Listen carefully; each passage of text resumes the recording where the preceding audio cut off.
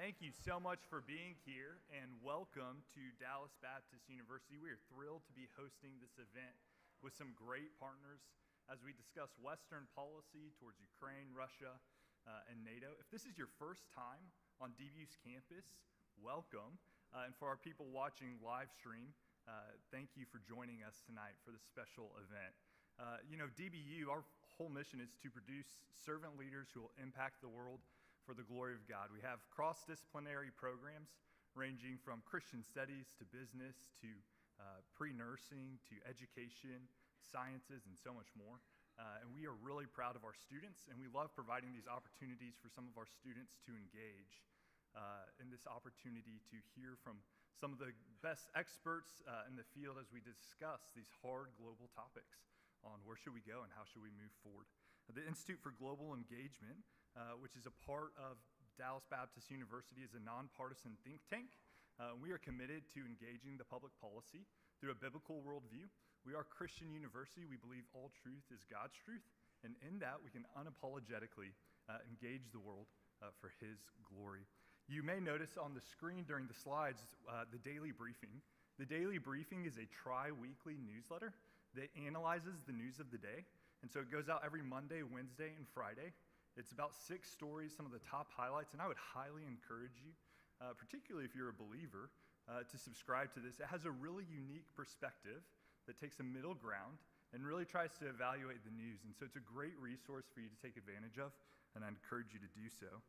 As you may have walked in, you might have noticed some American flags in our courtyards and in our grounds.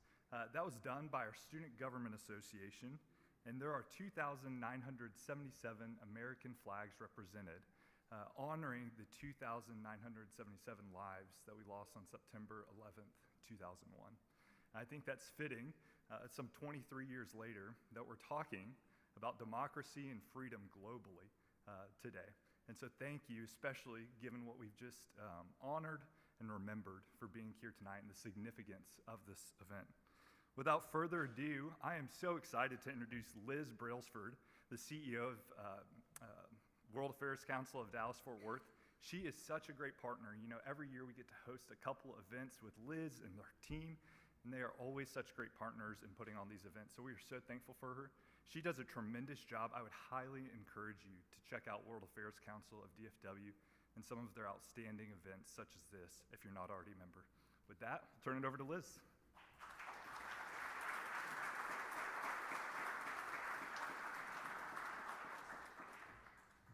Well, thank you, Jonathan. Welcome, everyone. It's so wonderful to see you. Thank you very much for coming. And it is a special evening tonight because, first of all, we love our DBU partners and we love to be on this beautiful campus in this beautiful room. And we also want to say thank you to Brookings, the Brookings Institution, and also Dallas Morning News. Thank you for your partnership. We have David Kramer here. I'm going to say all the names in a second, but thank you so much for being here. I also want to say thank you to the Billingsley Company. They are sponsoring the overall event as well, so we appreciate them. And it's going to be a great program. We're talking about NATO. It's the 75th anniversary this year, so it is a critical year for the alliance. We're almost 75 years, so we're starting to set our sights on the horizon. And we're going to talk about our involvement from the United States and also the future of the alliance and what could potentially happen. So I also want to thank our institutional partners who help all of our work be possible. So thank you to AECOM, AT&T, Dallas Baptist University, again, thank you, Dallas College, Frost Bank, Harwood International, Haynes and Boone, Hillwood, Jackson Shaw, Cosmos, Lockheed Martin, NEC Corporation of America, PwC, PNC, Sidley Austin, and Vistra Energy. Thank you very much to our partners. I also want to say that we've got some students in the audience today, and we're really excited for them to be able to plug into our work and learn about international affairs. We're really happy each time you come. I also want to say thank you to Linda and Richard Schaefer, who make the work possible. And I also want to give 2 other plugs quickly, and then I want to tell you about our other NATO series programs. First is we have our 2024 Malin Award dinner coming up, and I think we have one of our dinner chairs, Thad Smith, in the audience. So thank you very much for being here, Thad. We're happy to see you. And then also, it is North Texas Giving Day soon, and that is on September 19th.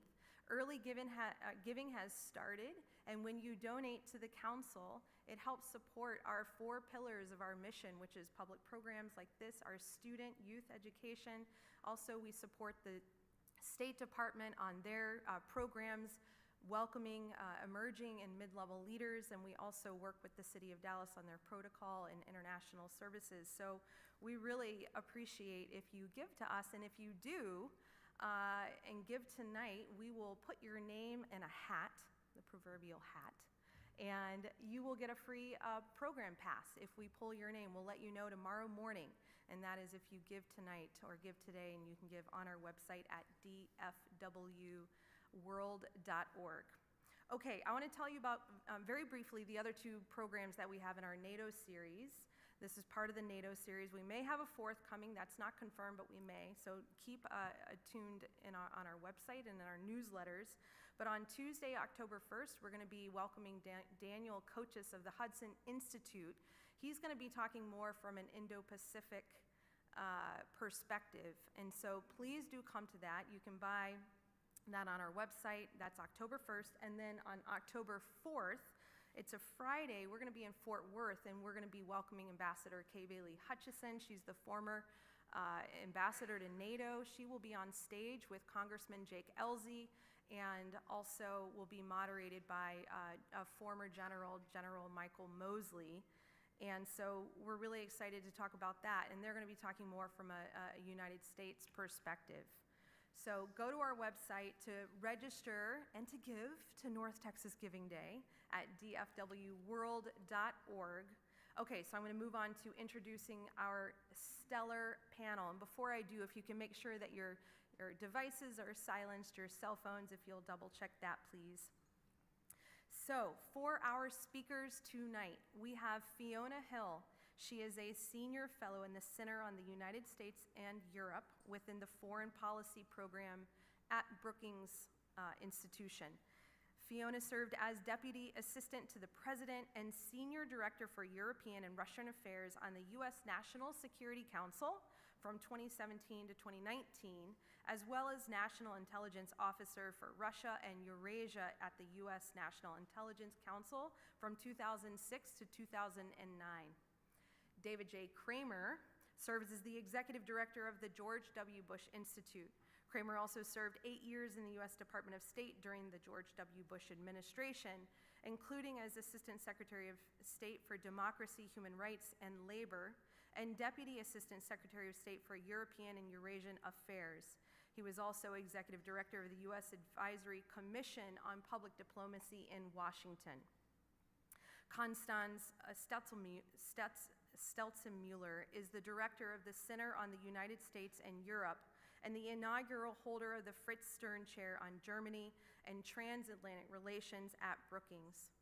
She held the Kissinger Chair on Foreign Policy and International Relations at the Library of Congress from 2019 to 2020 and served as the inaugural Robert Bosch Senior Fellow at Brookings from 2014 to 2019.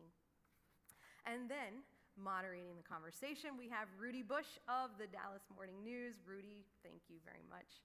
And Rudy serves as the editorial page editor and vice president at the Dallas Morning News. He previously served as deputy editorial page editor, Dallas City Hall, and investigative reporter, and City Desk News editor. Bush covered crime and the federal courts at the Chicago Tribune, and later became a national correspondent in the newspaper's Washington Bureau. We have a very accomplished panel. I thought the titles would go on forever. Now you have to prove yourselves. Thanks very much again for coming, and please help me in welcoming the panel.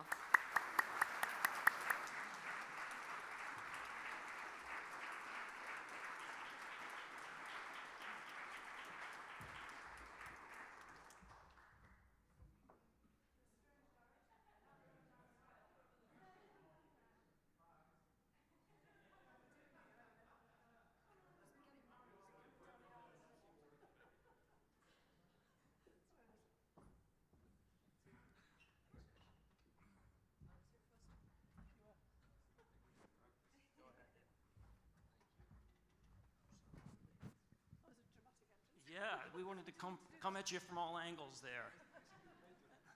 Well, look, thank you all so much for being here this evening. I think this might be one of the most important conversations we can have right now about world affairs, and that is about the Russian invasion of Ukraine, the ongoing war to defend Ukrainian independence, the role of the West in supporting our Ukrainian allies, and confronting Russian aggression, not only in the former Soviet bloc, but really around the world. And just a quick refresher for those who don't recall, in early 2014, Russia invaded the Crimean Peninsula in the southeast of Ukraine. After the Ukrainian people had pushed out a pro-Russian government. And then in 2022, we saw Russia again use military force to invade Ukraine, this time attempting but failing to take the capital of Kyiv. Ukrainian forces have since staged a bold defense, a bold counteroffensive, retaking much of their lost territory, but now this war has settled into a sort of conflict of attrition. We don't know how long the fighting's going to last, obviously. We don't know what the end game might be for all sides. And it's also unclear what the international consequences might be as a result. So with that, I want to begin by asking some of the foremost experts in this part of the world, people who've been on the ground, who've done the work for many years, a question that seems simple, but that actually has become much more complicated given our current political environment. And I'll begin with Fiona. Why, in your view, must the West be engaged in the war in Ukraine? Well, thanks very much, Rudy. It's a real pleasure to be here with everyone as well. I mean, very sadly, what we're seeing unfolding in Ukraine on a daily basis has taken us back decades, to the kind of decades that we thought we would never be in again. This is the largest war in Europe since World War II. And Liz was talking about the anniversary of NATO. Well, NATO was set up precisely to prevent and deter recurrence of the great wars that had roiled the European continent for the best part of the 20th century. So just by putting it in as simple terms as that, we've basically taken ourselves back in time. Now, Vladimir Putin would like to take us back even further in time, because what Putin is actually saying is that the borders that have existed in Europe for centuries, depending, he picks all kinds of different times depending on the audience he's speaking to. And some of you might have seen his interview with Tucker Carlson, for example, where Tucker Carlson was a little taken aback that Putin kept taking him back to the 9th century. And remember, Tucker Carlson kept saying, with all due respect, Mr. President, is this really relevant? And Vladimir Putin was saying, yes, it is, because he's basically saying that Russia has a right to the Ukrainian territory going back to the 9th and the 10th century, in a kind of way that we've seen many of the European dictators and wars basically starting off in the past, making claims that go back centuries, not, in fact, looking forward. And I've got George Washington actually staring at me over here, and actually all of us here on the platform. And in some respects, this is kind of like a replay of the United States' own wars for independence. If we recall, after the United States secured its independence from the people I was originally from, with this British accent as I'm speaking here, there was an effort by Great Britain to take the United States back again. And if it hadn't been for the assistance of France and, kind of basically Americans re-emerging to fight for their independence in the wars of kind of 1812 and 1815, the United States might have found itself back under the tyranny at that point of the British kings. And in a way, Putin is basically trying to reverse Ukraine's independence. Ukraine's been independent for 30 years as a country. And if Putin gets away with that, then the consequences, not just for Europe, but for other countries, are really quite profound. Yeah, what's next? Constanze, what's your view on why the West, and by the West I mean countries aligned with democracy, need to confront this aggression? First of all, again, thank you for inviting us here. This is wonderful. You have a lovely university. It has a great view of Dallas, and it's nice to be outside of the Beltway, right? It's wonderful. It's really wonderful. So thank you for your hospitality. And it's also not the first time both Fiona and I have spoken for the World Affairs Council before. To answer your question, Rudy,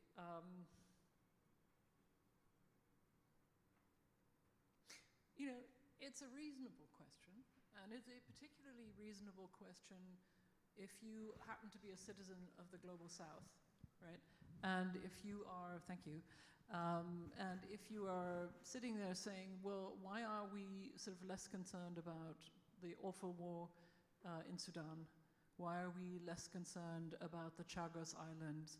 Why are we less concerned about the depredations by militias on people who live in the Philippines or in Central America? Those are absolutely reasonable questions, right? But the truth is, and I'm an international lawyer by training, and I've covered, and I was a journalist for a long time before I joined the think tank world, and I've covered a lot of wars, civil wars and genocide, and it's very rare in international affairs that the question of right and wrong is as clear as it is in this case. Putin attacked a country that had done absolutely nothing to provoke him.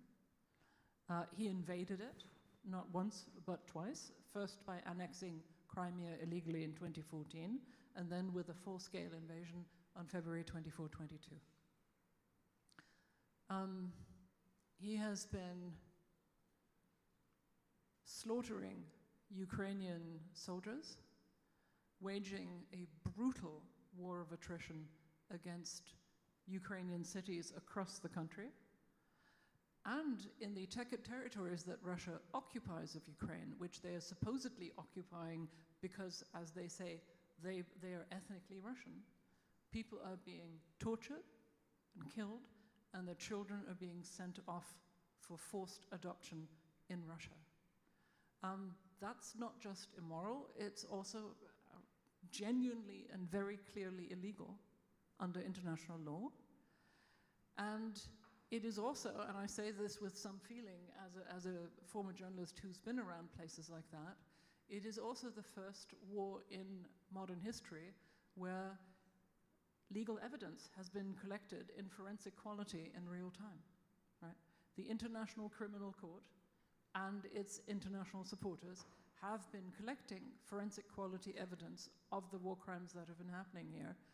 And at some point, I think Vladimir Putin and his henchmen will be standing in front of a tribunal, and hopefully the one in The Hague.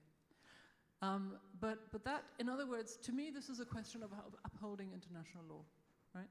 Yes, I think we can be accused of double standards and hypocrisy in the West and as Western democracies, but if in a case that is as clear as this, right, you don't support the right of self-defense of Ukraine, I think you end up undermining any pretense at upholding an international legal order, right? Yeah.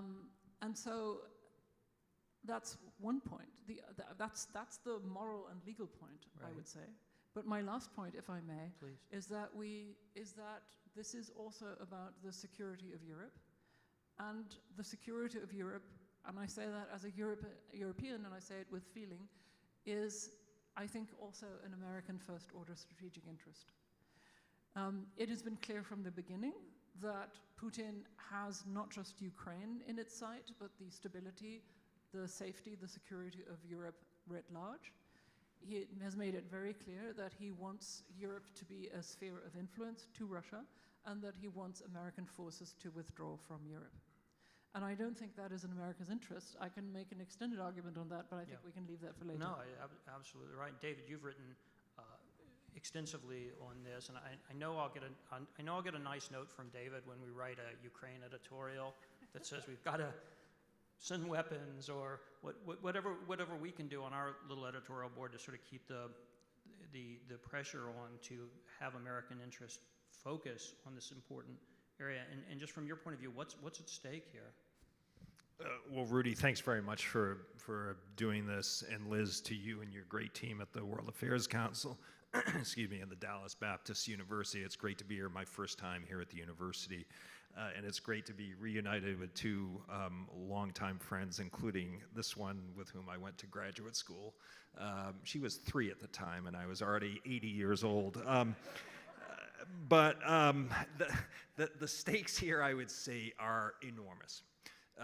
And they're enormous for us because this is a huge battle playing out between authoritarianism and freedom, It is about depriving a country of its independence, forcibly changing borders, which we have not seen since World War II on the European continent, for all the reasons both Fiona and Constanze have cited. The additional reasons are, if Putin is not stopped in Ukraine, even though the Russian military has suffered a terrible toll as a result of his disastrous decision to go into Ukraine, he will not stop there. Most likely, Moldova would be next, possibly Georgia, although their Georgian government, unfortunately, is already doing a pretty good job of folding under the Russian influence. But then possibly the Baltic states, which are members of NATO. And since we are a member of NATO, we would then be put in the position of deciding whether to come to the defense of Latvia, Lithuania, or Estonia should Putin and Russia attack.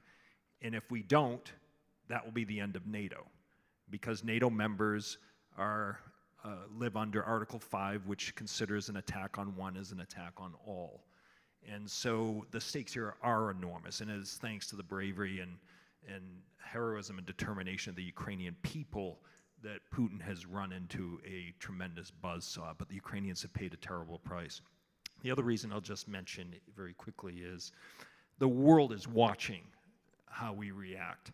If we want to help prevent Beijing from attacking Taipei, the way to do it is to help the Ukrainians, because it will get the Communist Party leadership thinking twice before it might take a move against Taiwan. It'll send a signal to the Iranians, to the North Koreans, to all the bad actors out there. They are watching how we, the United States, our European allies, our fellow democracies respond to this grave crisis. And so there is an opportunity to help prevent further wars on the Asia-Pacific coast, and that is through Ukraine, and it's thanks to the Ukrainian people. I appreciate that. And Fiona, you mentioned the Tucker Carlson interview with Putin, and I think those of us who watched it found it truly bizarre. It's really hard to understand the sort of motivations or end game of someone like Vladimir Putin. You've studied Putin for a long time. You've written books on Putin. You understand the history that he's referencing.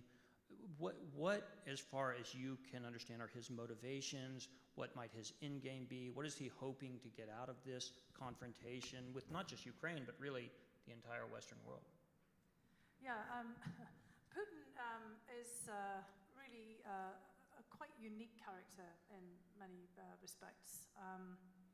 I have been, for my sins, watching him and observing him quite close up for an extraordinarily long time. I mean, weirdly enough, when I first joined Brookings in 2000, that was just as Vladimir Putin launched on the scene, and giving us a great opportunity to study him closely. I mean, we forget he's been in power now for 25 years, and that's actually part of the problem that we have, because we, being democracy, we've changed presidents.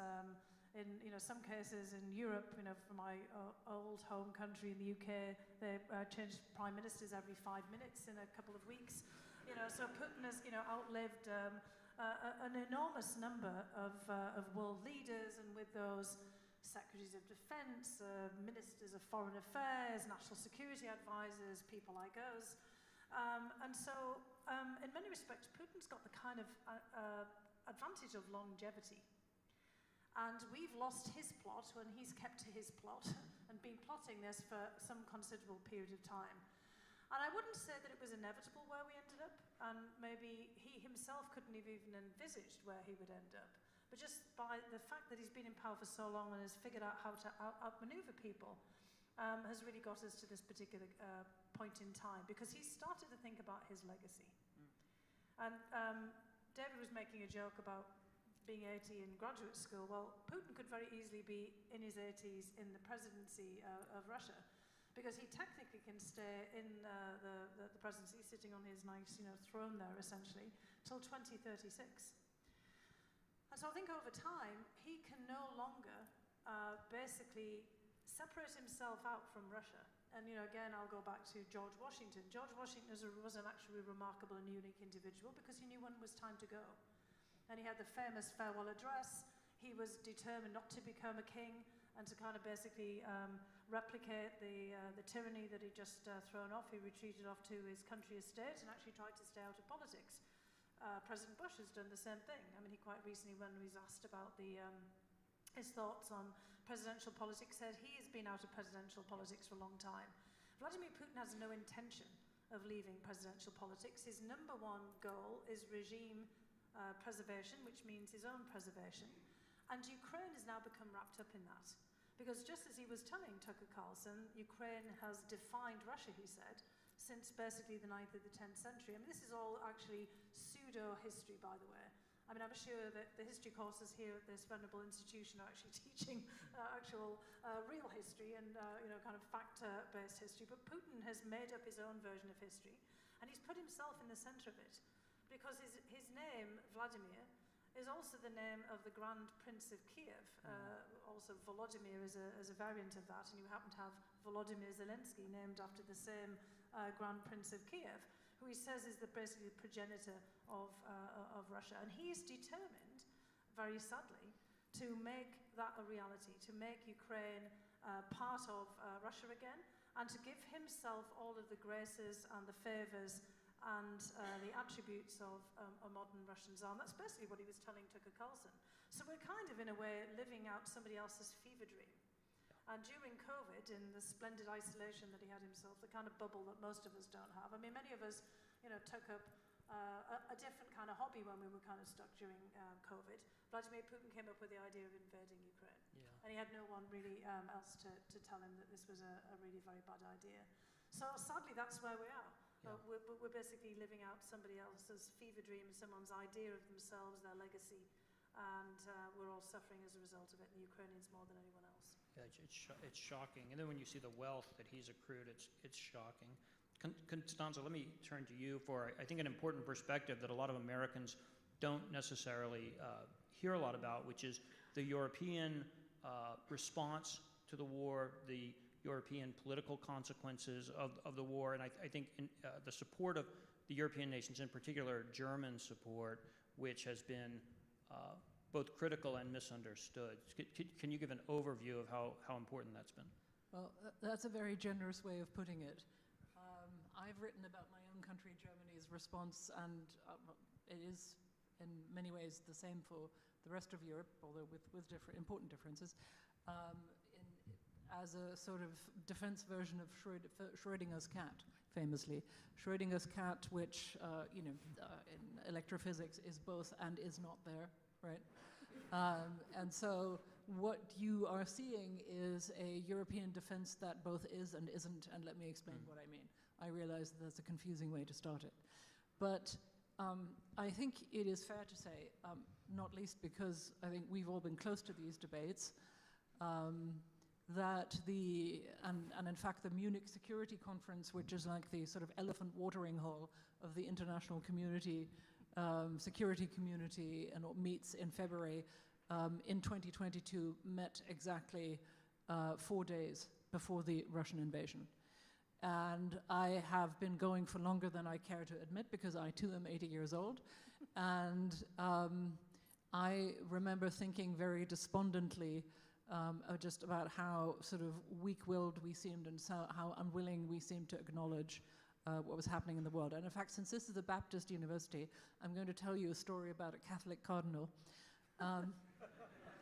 There is, I'm a Protestant myself, but not a Baptist. Sort of German version of Presbyterian. It's complicated. Anyway, it doesn't matter. I'm sorry. I digress. But there is the senior cardinal of Germany, the beautifully named Cardinal Marx, who is only in that way a Marxist. Is the Archbishop of Munich, and therefore comes to the Munich Security Conference and really takes an interest. By the way, he comes to America every year and visits Silicon Valley and talks to tech and biotech companies. He's an extraordinary man. And I sort of struck up a sort of a friendship with him because I sat next to him one day and said, what interests you here? And so I found myself in the year just before the invasion, standing behind him in the coffee line in Munich, and said, it seems to me the landscape is becoming grimmer and grimmer, isn't it, Your Eminence? I remember the title just in time. And he looked at me, and he's a very tall guy. He's built like a farmer, 6 foot something, bright blue eyes. And he turned around and looked at me in this coffee queue and said, Frau Stelzenmüller, the devil is in the world again. And I have to say, I was very struck by this. And it is seeming increasingly like an apt description of what is going on, right? This is stuck in my memory. And I say this because I remember in 2022, 4 years before the invasion, people in Munich, particularly those who had clearly been shown intelligence, and I knew people who had been shown intelligence in November and had believed since late November, and I can put it down to November 30th, when I talked with somebody in the German security system who had clearly been told stuff. I went out of that and said, the Russians are going to attack, we need to prepare. And I had the feeling that people's backs were up, that their spines were stiffened, and that they felt that they were looking at an inevitable machinery of death and destruction rolling towards Ukraine, and by implication, towards Europe, and that people were steeling themselves, right? So for those in the know and who had intelligence shared with them, this was not a complete surprise. And to that extent, people in Europe, I think, snapped into action, reacted very quickly, and the German Chancellor, 3 days after the invasion, gave a speech which he called the Zeitenwende speech, which is the German word for historic turn, and said, these are the things we need to do. We're going to be spending a ton of money. I'm going to fast forward because I've been talking too long. Essentially, in the 32 countries of NATO now, I think 2/3 spent 2% on defense as they promised themselves and each other in 2014. The Poles and I think 1 or 2 other countries are going beyond that in the direction of 3% or more. That is a remarkable shift in the European security landscape. It is real, and I can tell you that it is irreversible. And here is why. It is irreversible because right now the Russians are waging hybrid war in Europe, by which I mean not kinetic war with missiles, the way that they're doing in Ukraine, but they're committing acts of sabotage against physical and digital infrastructure. They are waging a propaganda war, and they're waging a disinformation war. And there was even an attempted attack on the life of the head of the CEO of one of Germany's major defense companies, Rheinmetall, that was averted with the help of friendly intelligence services warning them. This is extraordinary. We haven't had anything like this since the Cold War, and even in the Cold War, there were periods when it was a hell of a lot calmer than this. Forgive the invocation of, but the Cardinal made me think of that. On the other hand, and I'll make this very short, on the other hand, I would be lying to you if I didn't admit that our politics currently looks very divided and chaotic, right? There are populists across Europe challenging the democratic opinion space, and not just that, challenging and undermining democratic governance, and some of them are doing so with the help of Moscow and with the help of Russian funding, right?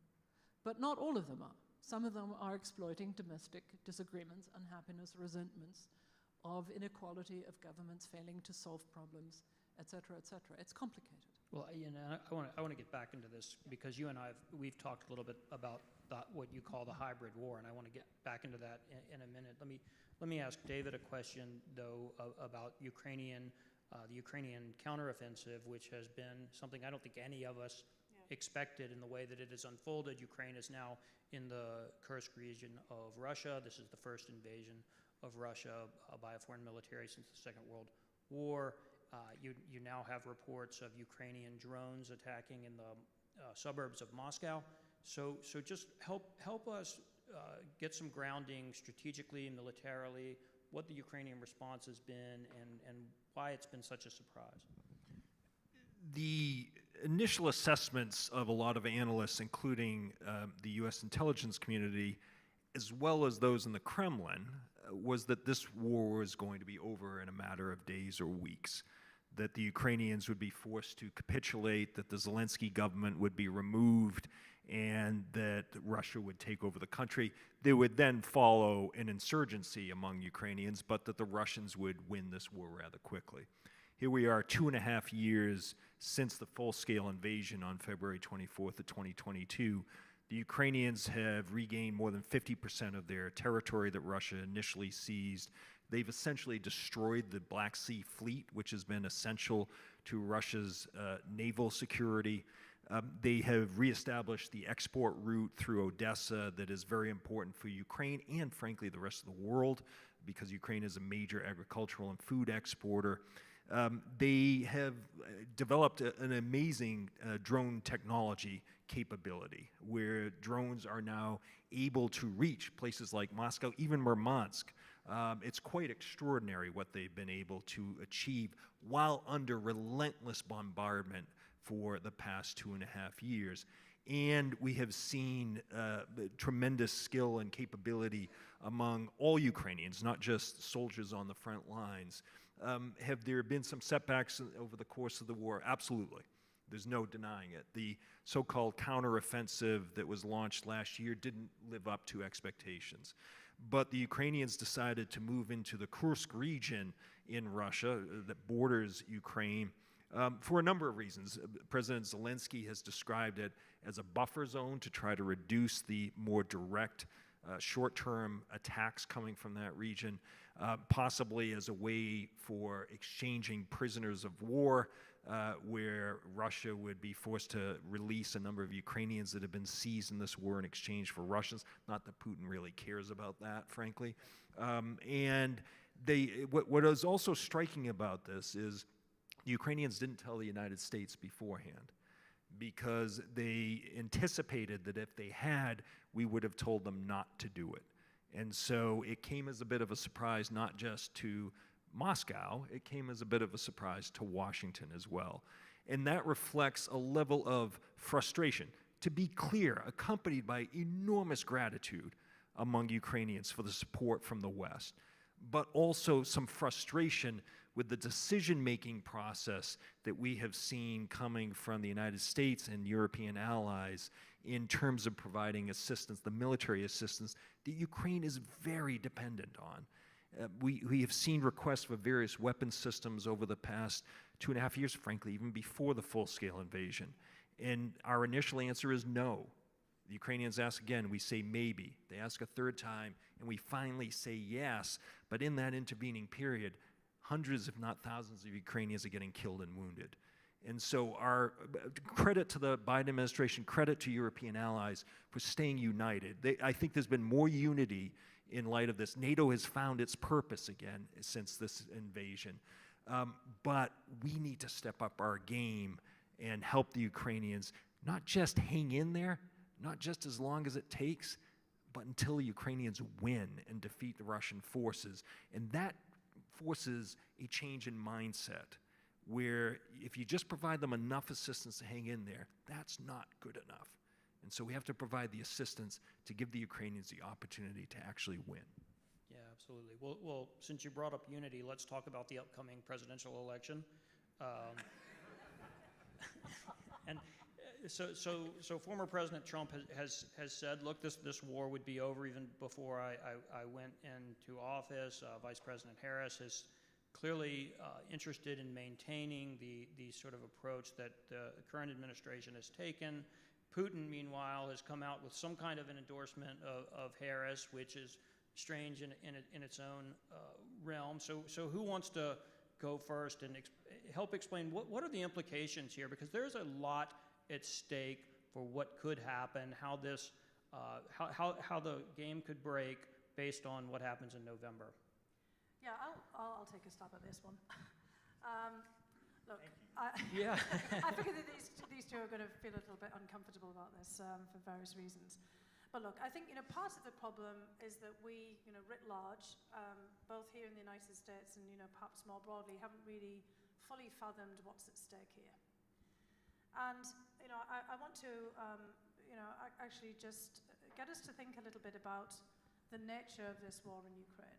So it's not just all the things that we've already said. There's a lot more is going on there as well.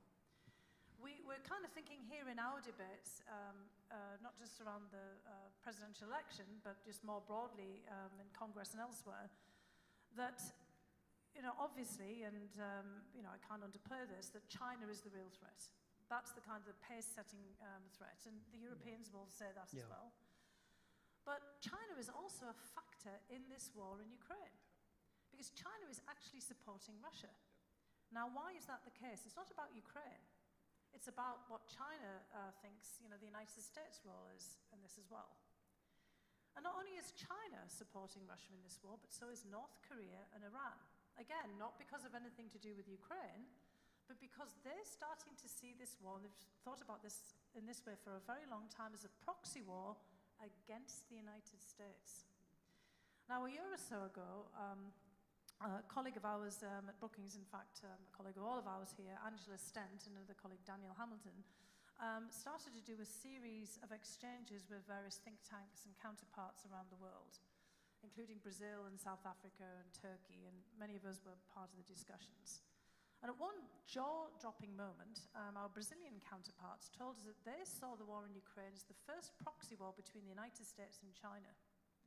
Not Russia, and the Russians have been telling everyone, Putin's been telling everyone that this is a proxy war with them by the United States and the West, but between the United States and China, and we were pretty taken aback.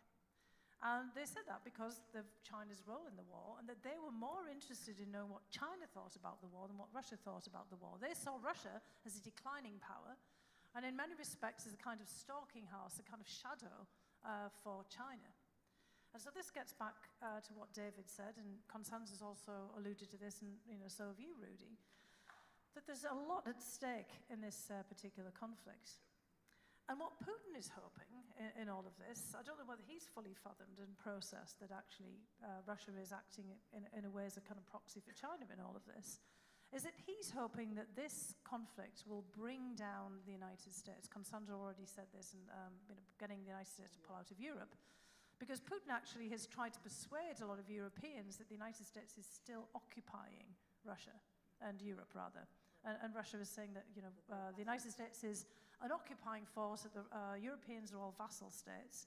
And this is also something that he's been telling the Chinese. And so as we start to fight among ourselves in the United States about the future perspective of the United States, we're kind of missing a beat here as to what's going on and how this is being perceived in the rest of the world. A lot of other countries are actually seeing this war about weakening the United States. I mean, even the Brazilians, who are, kind of, I think our neighbors and our sort of, partners, basically see this as a kind of decisive moment where the United States might not have quite of its grip in the Americas. The South Africans, kind of seeing this as kind of an opportunity, for regionally sorting things out in Africa and elsewhere. And so the way that this is playing out in our presidential politics is being watched extraordinarily closely. This is actually a test as to whether the United States has still got what it takes to be not just a global leader, but a kind of basically a major trend-setting country. And if, again, Putin gets his way, and this is, again, why he's trying to influence the election here, trying to influence elections in Germany or the United Kingdom or anywhere else, he will show that the United States is actually an incredibly weak country. And that was really kind of playing out in the debate, sadly. And, I think that we haven't fully fathomed here that, our future as a major power is at stake here, as well as, the future of our domestic stability. Because there's a hope that this will weaken, like the other forever wars, Afghanistan and Iraq and elsewhere, the United States. And that's really what's at stake. And we just haven't seen that that's at stake in the election as well. Yeah. Can I come in here? Please. I think this is the moment to address the theory that's currently very fashionable in Washington, which is that the Europeans should take care of themselves, and that China should not just be the pacing challenge for the United States, but also its sole preoccupation. In other words, that there ought to be a regional division of labor. And I understand why that theory has a lot of appeal, right? I, as a European and as a German, think that there has been an unhealthy codependency between Americans and Europeans and NATO, And it's been unhealthy for both sides, right? You've allowed us to buy social peace, especially in the decades after the war, when it mattered. And the Marshall Plan was a key element of that, for which, by the way, Brookings did the number crunching. This is our sort of historical claim to fame, which is one of the reasons why I'm proud to be there. But it was an act of enormous generosity from this country, and truly historic. And we wouldn't exist as a peaceful continent without it. Let me just say that, so thank you. But at this point, I'm the first person to say that we ought to be bearing more of the burden of our own defense, right? I don't think we can stand at 2% of GDP spending of our defenses. During the Cold War, even divided Germany, well, West Germany, spent between 3 and 4% under a social democratic center-left Chancellor Willy Brandt. But I think what we really need to look squarely in the face is this contention that America shouldn't engage in Europe at all, that it is a waste of American energy because America no longer has the resources to engage in two fronts, or to engage on two fronts at the same time. I understand deeply the appeal of that argument, but here is why I think it's wrong. For one, some of you who are in business here are probably aware of just how deeply integrated the transatlantic economic space is these days. I know that globalization isn't a popular term these days, but economic interdependence is real. And I have actually brought some numbers because I can never remember these. And no, I'm very bad at remembering numbers, so I thought I would read them to you. The US invests 4 times more in Europe than it does in Asia. Europeans invest 10 times more in the United States than in China and India combined. You have 30 allies in Europe compared to 6 in the Indo-Pacific, right? We are your largest overseas trade partner. And the collective GDP of European NATO allies is 20 trillion, that of allied Asia is 9 trillion, right? Our annual defense spending was 383 billion in 23, that of US allies was 140 billion, right? We have 2 of the 5 permanent seats in the UN Security Council because 2 of us are nuclear powers. And why does that matter? Not just because of this enormous economic heft that we have together, but because we are democratic allies. We're deeply economically interwoven. You have bases all across Europe that give you the possibility of power projection into Africa, into the Middle East, right, and against Russia when it matters. And finally, let me say this to you on the China point. If you lose Europe to Russia, the Chinese will take notice, and they will think they have the measure of America. And finally, I think that this debate that says it's only China that matters and a coming confrontation over Taiwan completely leaves out a huge part of what's happening right now, which is that we are already in a deep and very aggressive economic strategic competition with the Chinese. And with the Chinese interfering both in the European space and in the American space. One of our hosts was telling us earlier how the Chinese have been buying real estate in America, right? So the European Union and the European continent as a peaceful, prosperous, and safe continent with the enormous economic power that we can bring to bear and the regulatory power that we can bring to bear really are enormous sources of leverage in a conflict with China that is waged with economic means every single day, today, yesterday, and tomorrow. That is why it matters, and that is often left out of this argument. Sorry for making this in such detail, but I thought it would be helpful. I appreciate that. David? Just very quickly, there are, except for a few volunteers, there are no American soldiers on the ground in Ukraine. The Ukrainians have never asked us to send our brave men and women to fight this fight for them, but they do need our military assistance. It is with less than 5% of the Pentagon's budget that we have helped these brave Ukrainians do enormous damage to the Russian military. The estimates are that over 600,000 Russian soldiers have been killed or wounded in this battle. Tremendous damage to Russian tanks, to Russian fighter jets, and other military equipment and assets.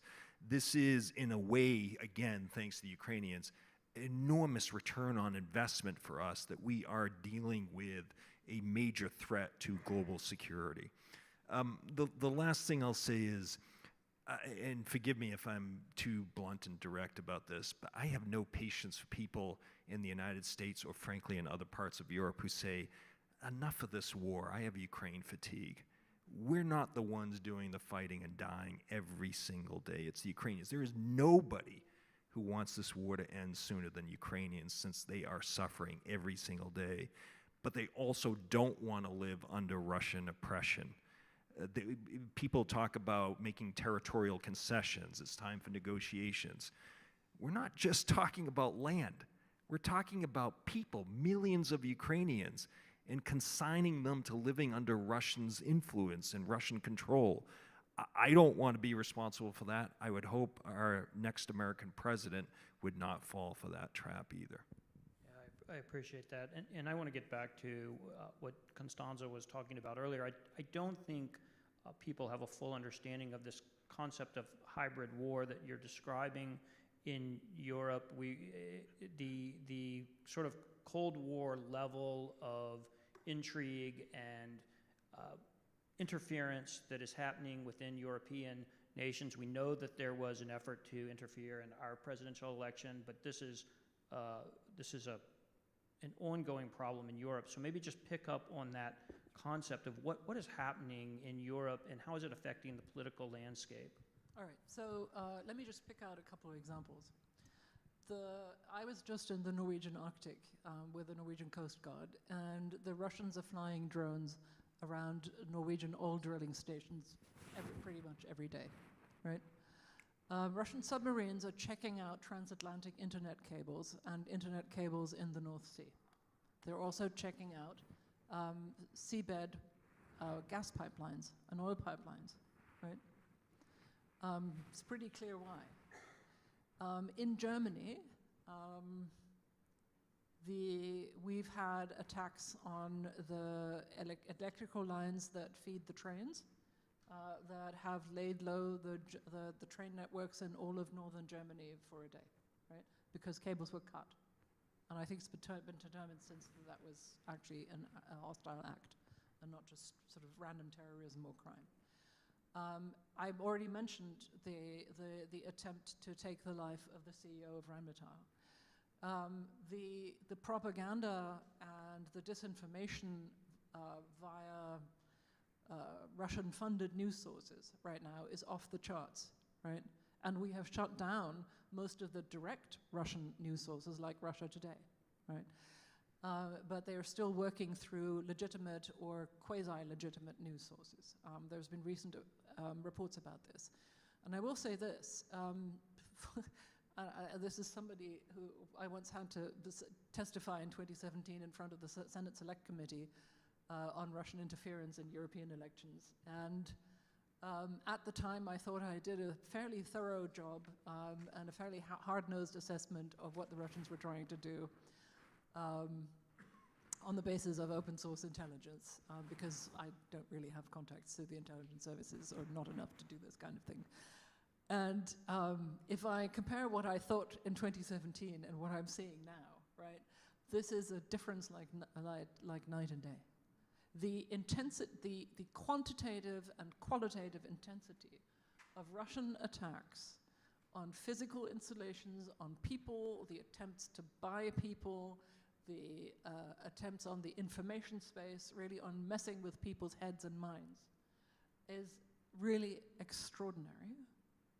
And what's strikingly different today than years ago, Fiona and I have talked about this a lot in the past, European and especially the German intelligence services used to be very upset when they got nudged by the Americans or by the Brits to acknowledge what was happening or to attribute it to a hostile actor, especially the Russians. We were very, very, very squeamish about this. That has changed.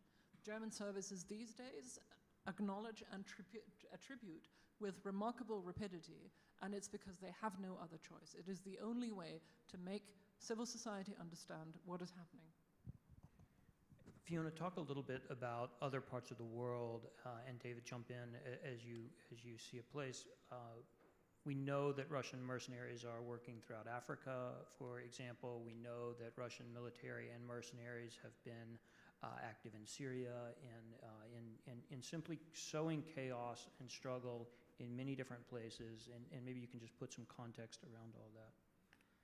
Yeah, I mean, that's exactly the case. And, one of the problems that we've had is, I mentioned before, Putin's been in power for such a long time. He's got a singular focus. He genuinely does, I think, get up every day trying to think of what he's going to do next. Where we have, lost the plot many times because we've got other things to think about. And, most of us are actually also thinking about our daily lives.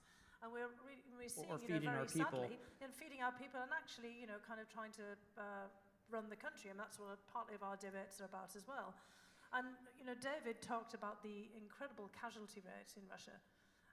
It's not just people killed, but also maimed. It's having an impact right now, by the way, because the Russian government has been trying to increase the contract fees to soldiers to go into battle. At one point, they were losing, 1,600 people a day. I mean, again, not everyone killed, but seriously maimed and taken off the battlefield. And they've increased the contract fees 2-3 times, and they're not now getting the number of people who are, basically willing to be cannon fodder. So this is actually having an impact.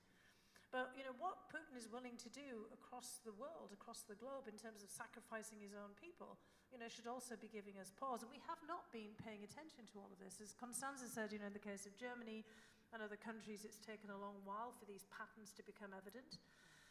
But, we're really at danger now. You've mentioned the Wagner Group, who have been active in Africa and really came mostly to people's attention when Yevgeny Prigozhin, the head of the Wagner outfit, actually decided to march on Moscow and have his own insurgency because he didn't like the way that the war was going in Ukraine, because the Wagner forces had been sent as cannon fodder, and actually was complaining about it. There's in fact one incredibly gruesome video on Telegram where Prigozhin stood in front of a highly stacked pile of bodies of his own forces, complaining about the very fact that despite the amount of money that they were paid, his guys were dying in an unseemly fashion on the front. And that was one of the triggers to get him to march against Moscow, even though at the same time he was making an enormous amount of money as his mercenary forces were in these expeditionary efforts in Africa.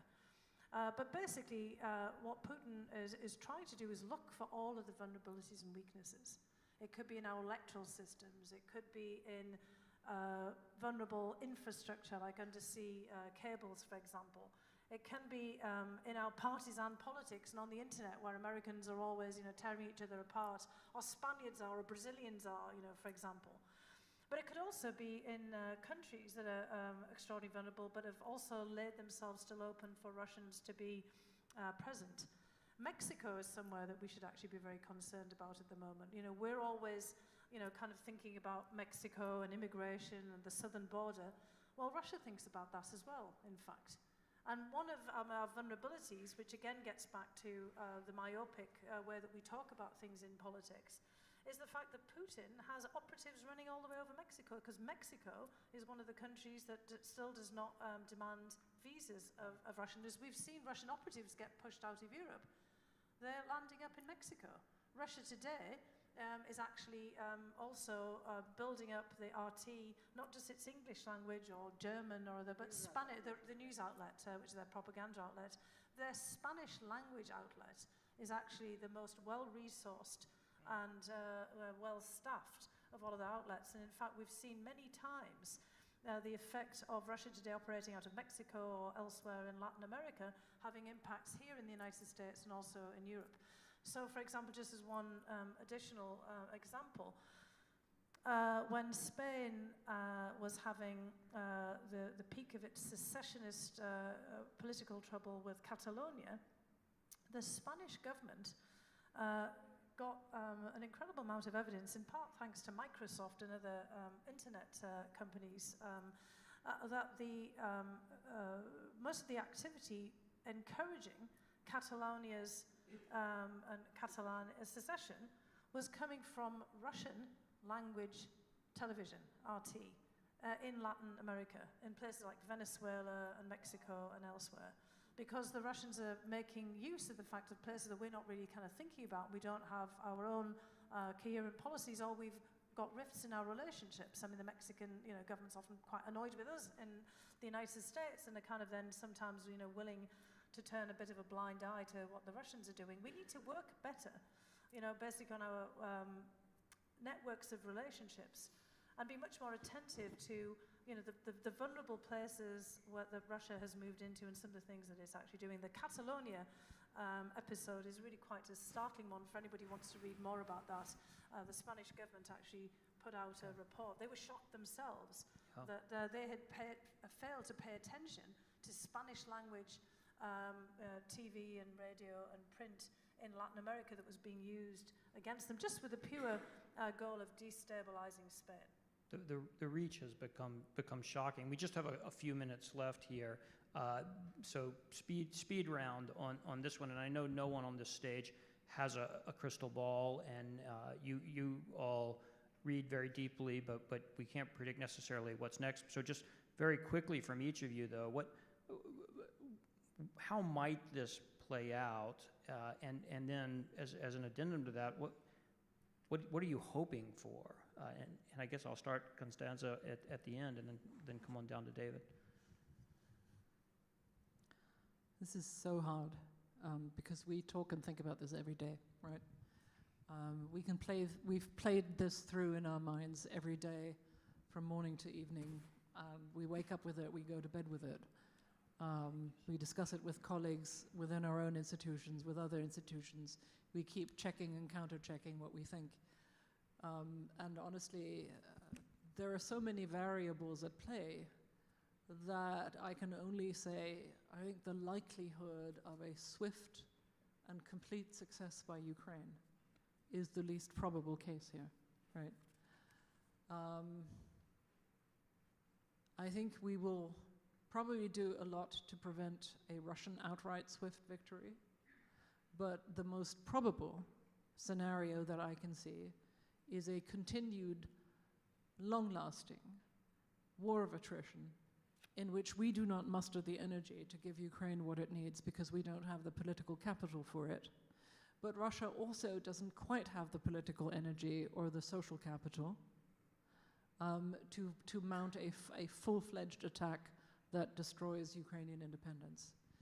I do think that if we let that happen, if we allow things to slide, if we allow path dependencies to happen, that will do a great deal of damage to the fabric of European and Western democracies. So I hope that we won't. Yeah, and I think, look, on that note, and just based on what I just said as well, we have, really to up our game in our own diplomacy, in our own relationships with our neighbours and allies and partners. We are going to have to think about the way that Russia exploits rifts in our relationships, for example, and also in the way that Russia is using this war in Ukraine for all kinds of other impacts and goals. And, unfortunately, we're also seeing in the Middle East, which we didn't mention, Russia stirring the pot there as well. Right. Because we have Iran as a factor in the war in Ukraine, and Russia's very interested in having a much broader, regional war in the Middle East, because Vladimir Putin is in the chaos business. When the Cardinal mentioned, the devil is back in the world again, Putin is actually apparently being called behind his back in Russia now the moth. Now that might sound a little bit weird, but in kind of Russian folklore and mythology, the moth is the harbinger of destruction and death. And so there's a backlash towards what Putin is doing at home, but it's going to take a long time before the Russian people, who have been so repressed and cowed into submission at this particular point, take any kind of action that might change the calculation. So what we have to do to get the kind of desirable endgame, which is an end to this war and this conflict that sees Vladimir Putin not succeeding in getting the recognition of his seizure of Ukrainian territory, we're going to have to change the global calculation. We're going to have to somehow persuade China that it's not in China's interest, basically for this war to go on. It's going to be very hard, I think, for Iran and North Korea, but I mean, we are taking some action now against Iran that has been sending missiles to Russia for use against Ukraine. We're going to have to get countries like Mexico and South Africa and Brazil and others to also want to put pressure on Russia, not just letting Russians, run around all over the place, carrying out all kinds of nefarious actions. Europeans have woken up to this. Japan and South Korea see this problem, to be frank. And we have, a lot of efforts on the part of Japan and South Korea right now to help Ukraine and to work with the United States and to work with our allies. And we also have to somehow get through this election here in the United States in one piece, because right now people are waiting around to see what we decide.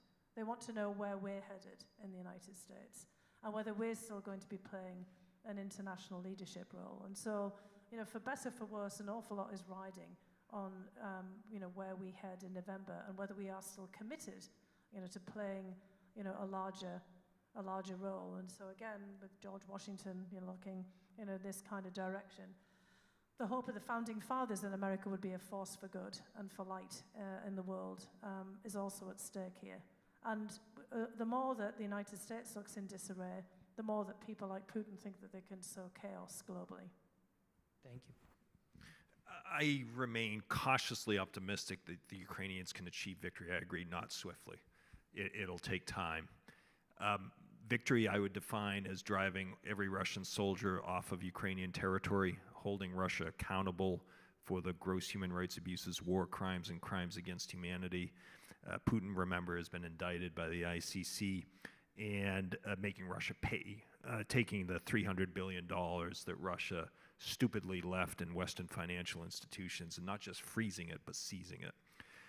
The reason for my cautious optimism is the reason that you both cited, and that's us. I have much more confidence and optimism, frankly, in the Ukrainians than I do in the rest of us. Putin is counting on us failing Ukraine, and it seems incumbent upon all of us to prove him wrong on this. The stakes, as we've discussed here all night, are enormous. If we provide the Ukrainians with the means they need, never underestimate the Ukrainians. Boy, have they proven a lot of people wrong. It doesn't look like this optimistic scenario is possible right now, but I wouldn't bet against the Ukrainians. And your point is so right. Many people think Russia has countless numbers of people it can send into this war. It actually doesn't. And it also doesn't have endless supplies of military equipment. And the last thing is the fear of escalation. I know there's been back and forth in the intelligence community about how real this was, particularly in 2022. But Putin's rhetoric, and Dmitry Medvedev, the idiot who kept his seat warm for 4 years, over a decade ago, their talk about using nuclear weapons is so that we back off, so that we tie our hands and the hands of the Ukrainians behind their backs. And so we shouldn't cave in. Let's remember, we're the United States of America. And we have warned the Russians, should they use a tactical nuclear weapon, we will respond militarily, not necessarily with a nuclear weapon of our own. They will lose Chinese support, they'll lose Indian support. I never put it at zero, but I really would caution against overstating the possibility of nuclear escalation. That's what Putin wants us to think. Let's not fall for it. I appreciate that, David. Those were terrific responses. Now I have 4 questions in front of me that are all smarter than the questions that I asked. I'm not even fully sure I understand them, but maybe each one of you can field one that you find fits your area of expertise. And so I'll go with the first one here. How might the U.S. adapt its foreign policy toward Ukraine and Russia in response to the evolving geopolitical dynamics in Eastern Europe, especially in light of potential shifts in NATO's strategic objectives beyond 2024? Told you it was smart. Yeah, who wants to go with NATO and strategic objectives? Yeah. NATO has adjusted. I mean, Constanze talked about how roughly now 2/3 either are or will be at the 2% of GDP spending on defense by the end of this year. NATO has found its purpose. And so I do think we have done a good job, but we need to speed up our game. It's delivery of promises that we have made to the Ukrainians. It takes too damn long for us to get the weapons that the Ukrainians need in order to have a chance. And so that's where I think NATO needs to adapt more effectively. Thanks for this. We have time for just one more. And I think this goes mostly to you, Constanze, but others may have a thought. Thank you for speaking in Dallas. The writer says, Central Europe used to be the buffer for Western Europe. Now it is Ukraine. They are the hinge on the door to Europe. What do you think it will be? What do you think will be some contributing factors to how Europe will foster more solidarity with Ukraine? How can the average citizen in Europe help grow this mindset? Well, here's the thing. I tend to think that one shouldn't always ask of ordinary people to be heroic, right? That's a lot to ask when so much is happening everywhere in the world.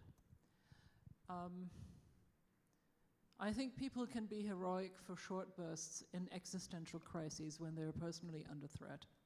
But the whole point of representative democracy and democratic institutions is to allow people not to have to be heroic all the time. So we have to pay attention to the health, effectiveness, and legitimacy of our representative democracies that will allow people to deploy their energies, right, towards existential crises when that's necessary. And I say that because I think all of us in our own political spaces know where the machinery is creaking and where the wheels are coming off, right? And where we think that our communities are no longer holding together. I think if there's anything we've understood in the past few years, it is that not even the sole remaining superpower on this earth can act in an effective and credible and legitimate manner when its citizens are at each other's throats, or disagree with each other profoundly about what the truth is, right? Because that constrains the ability of governments to act abroad. So really, it does come back to us as citizens, right, to make sure that in our polities and in our representative democracies, things work. And very often, we can play a real personal role in that at the very local level, right? You can run for office in Washington, sure, you can run for Congress, but very often you can be a city councilman in Dallas, right? God help you if you run for Congress. Yeah, I actually just want to give one very compelling, I think, example of an answer to this, and it's actually a whole country, Finland. Because the Finns are really quite remarkable. I mean, I don't want to oversell the Finns too much. There's also not a lot of them, but maybe some of you here are descendants of Finns who moved to the United States. But the Finns really made a quite remarkable decision to join NATO after the invasion of Ukraine. And for all of the whole period after World War II, the Finns were pretty convinced they didn't need to do this because they thought that they could basically take care of everything themselves. Because the Finns, after being invaded by the Soviet Union in the Winter War, after, like Ukraine, getting their independence at the collapse of the Russian Empire, and then Stalin wanted to take them back again, almost 30 years on, from them getting their independence. I mean, again, a kind of a replay of this history. They fought back. Now, they lost territory. They actually did something very similar to what the Ukrainians had done in Kursk. They had actually their own incursion into Russian or Soviet territory. They lost that as well, but they gained their freedom. And what the Finns focused on for all of the intervening period before joining NATO was on building unity, building a really coherent, prosperous country where, you know, the Finns are notoriously polite. They're also the happiest country in the world, not just in Europe, according to all of the different polling. But they also were always prepared to fight. So the Ukrainians are doing this now, and the Finns actually told them early on, you're going to have to fight like we did. The Finns can actually field the largest reserve force in Europe. It's not just the Turks or the Brits, it's actually the Finns. They could get as many as 250,000 people under arms. All the way from the president to their ambassadors, all had a role to play in the event if the Russians invaded. Now, what the Finns are doing now in joining NATO is they're trying to get NATO to think like Finns, to think about resilience. And it also goes societal resilience, not just military resilience. And the former Finnish president, Sauli Niinistö, who was one of the longest serving post-war presidents, is working with the head of the European Union, Ursula von der Leyen, on a resilience program for Europe, to get them to think about all of Europeans to think about all of the issues that Constanze is laying out. It wouldn't be a bad way for us to also think about being Finns, to think about societal resilience and also just being kind of willing to fight for what we believe in. And again, the Finns are unfailingly polite. When we were over, when I was there with the government, they said at one point they warned us there might be a small Finnish protest against the Americans visiting. And it was just a couple of placards, that were held up, and the Finns were just otherwise waving American flags with a few placards in Finnish that we couldn't actually read that were apparently, signs of protest. But the Finns, really mean business. And I think they're actually a really good example of a country that's grasped what's going on in the world, wants to play their role, but is also prepared to defend themselves and to, try to push things forward and help everybody else out as well. I love it. Be like a Finn, polite but ready. But fearless. Well, this has Politely been fearless. absolutely terrific. What a great evening, and what an important topic. A round of applause for these terrific panelists.